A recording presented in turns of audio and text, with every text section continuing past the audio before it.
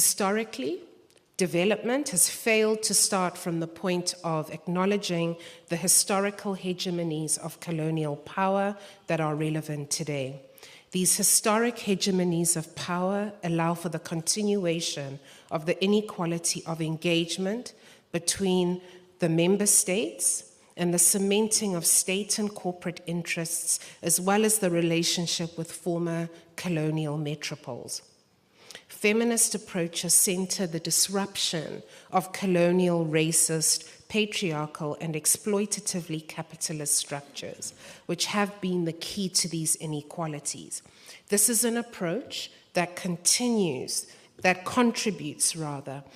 highlighting of contradictions, such as the erasure of human rights when the strategic interests of states come into play.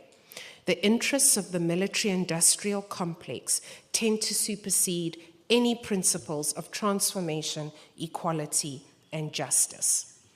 When it comes to the development relationship to neo-capitalism and neo-colonialism, the international development ecosystem is about power, strategic interests, and maintaining systems of inequalities and injustice in order to maintain power held in the hands of the few.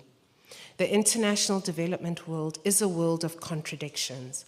It is underpinned by the admirable principle to serve the underserved, marginalized, and excluded populations and communities.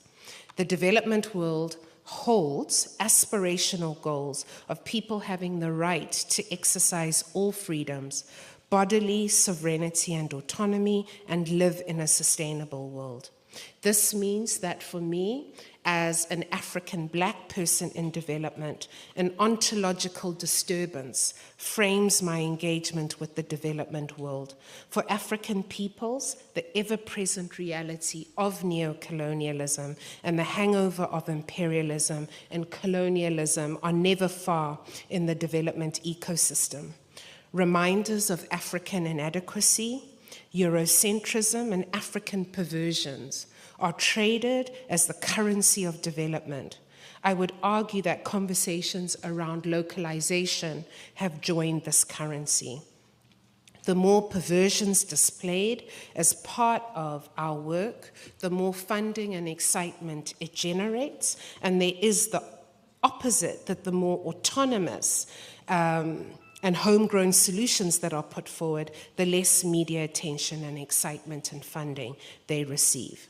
Today, around the clarion call to action to dismantle colonialism in development, there is a constant battle with racism, imperialism, and colonial hegemonies and patriarchy in an environment that relies on its own mythology of the home of human rights, or that it is the home of human rights.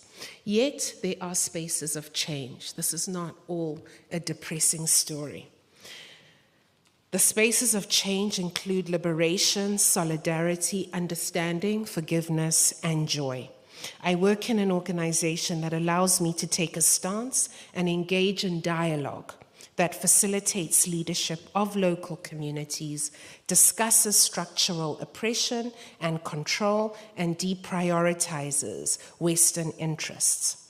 Though they are not perfect, these alliances and understanding, as we are doing today, are key to dismantling institutions that carry and maintain colonial memory.